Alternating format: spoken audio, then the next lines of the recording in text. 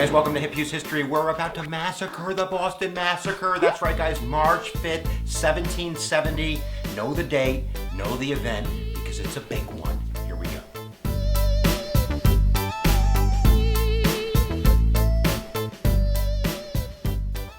Once upon a time, we're not going to go back too far, guys, because I want to get to the events of March 5th, 1770. But I think if we go back just a couple years, 1768, we have the passage of the Townshend Acts. And Lord Townshend was in charge of raising revenue in a way that wouldn't upset the colonists. Remember, only a few years earlier, we had things like the Sugar Act and the Stamp Act, and it was all of this kind of, rioting in Boston, and the Great Britain Crown backed off from that. But now they're trying to find a way to do it, in their eyes, what is going to be an external tax rather than an internal tax, like the Stamp Act, a direct tax. So what they're going to do is basically charge the colonists a tariff for importing manufactured goods from Great Britain. Goods like paper and paint and glass and lead, things that the colonists needed. So when the colonists heard about this, they said, "You've got to be kidding me. We're British citizens and you're going to make us pay a tariff and having us have to buy these goods. You're kind of putting a gun to our head, aren't you?" And we don't have representation.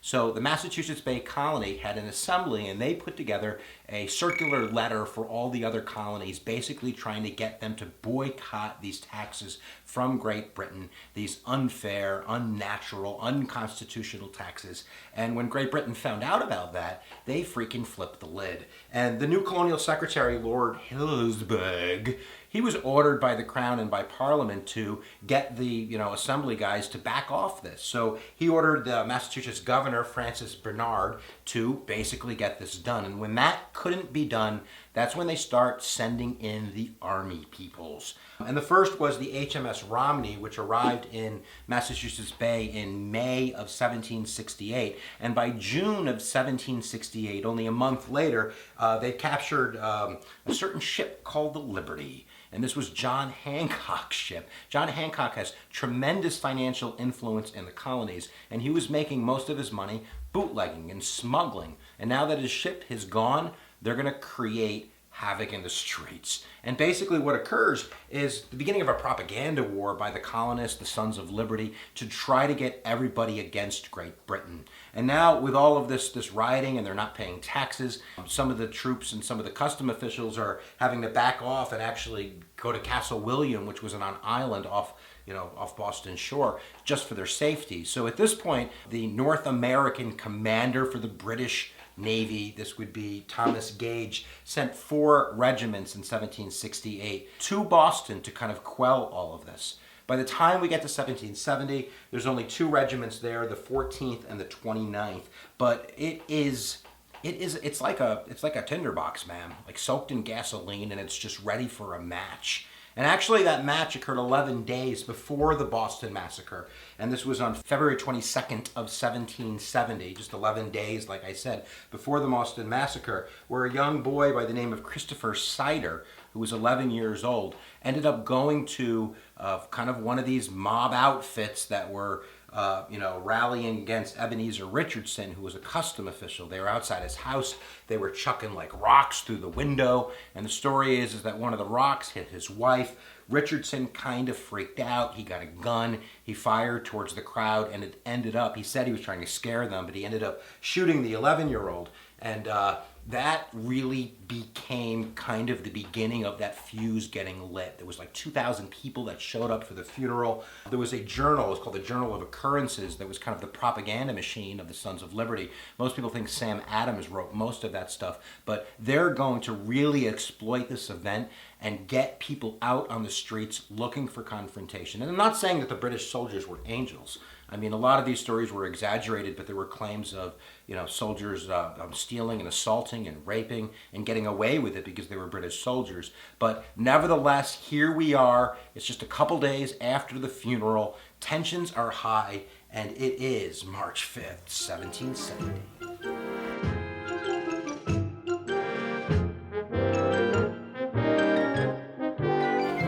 So we're in Boston. It's the evening of March 5th, 1770, and a certain Private Hugh White is on duty.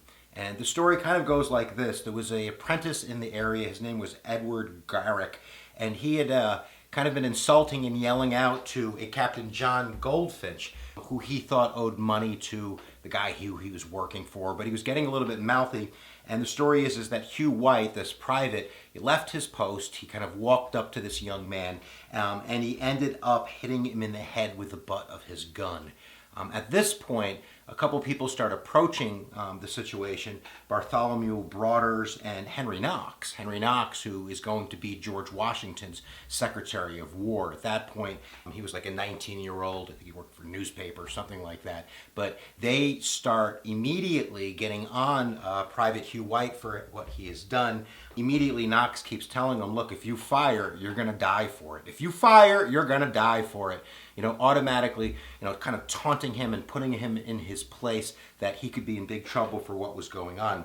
Hugh White ends up getting backed up towards the custom house, and by this point, there's about 50 or 60 people in the mob. The church bells are going off, people are gathering, and this, we'll call it a mob at this point, is led by a runaway African-American slave by the name of Crispus Attucks. By this point, when the British get hold of what's going on, someone runs back and informs them. There's a Captain Tom Preston who immediately kind of takes charge of the situation, and he gets 6 other privates and a non-commissioned officer. So altogether, there's like 8 or 9 of these guys by now, and they kind of, break through the crowd. And at that same time, Henry Knox is yelling, if you fire, you die. If you fire, you die. But they get through the crowd. They form kind of a semicircle. They load their weapons. And at this point, Preston is telling the crowd that you need to disperse, you need to disperse. And there's a couple different kind of recreations of what occurred, but the story goes that there was a Private Montgomery, that he got hit in the head with an object. They're throwing rocks, they're throwing bricks, these guys are mad. And when he drops his musket, he kind of picks it up and he goes, damn you, fire! And he starts kind of firing into the crowd randomly. People say that it lasted anywhere from about 30 to 90 seconds. But when the smoke clears, they've shot 11 people. 3 of them, Samuel Gray, James Caldwell, and Crispus Attucks, die immediately. Samuel Maverick and Patrick Carr die a couple days later, one a couple hours later, one a couple days later. But it ends up being 11 hit, 5 dead, and it's a serious situation. Immediately, the 29th Regiment is called out, and the Governor Thomas Hutchinson, kind of quells the situation to a point where he promises, these guys are going to be arrested, and they are arrested. They're sent to Castle William, this fort that's kind of off, where they're safe, and we're ready for the aftermath.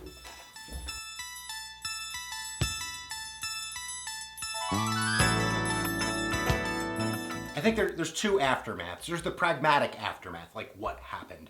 Well, they ended up getting defended by John Adams, who was going to be the 2nd president of the United States, who ended up defending them on self-defense. He called the mob some bad names. He called them different things that were not very nice. But he basically said that, these guys, if anything, maybe manslaughter, but they were acting in self-defense.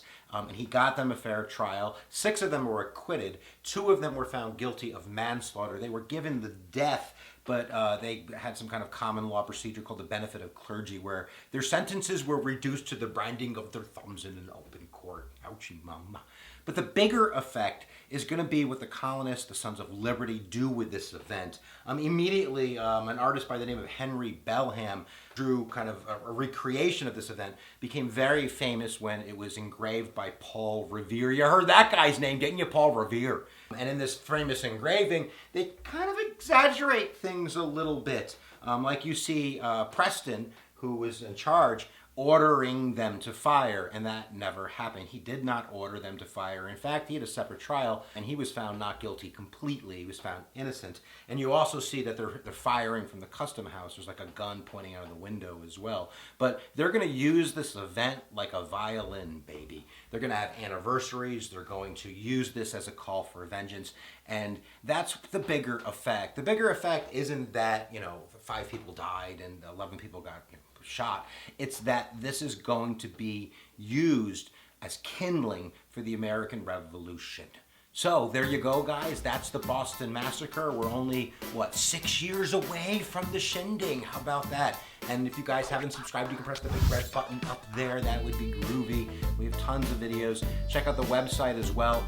You can get that in the description below. And we're attention goes, energy flows, and we'll see you next time that you press record.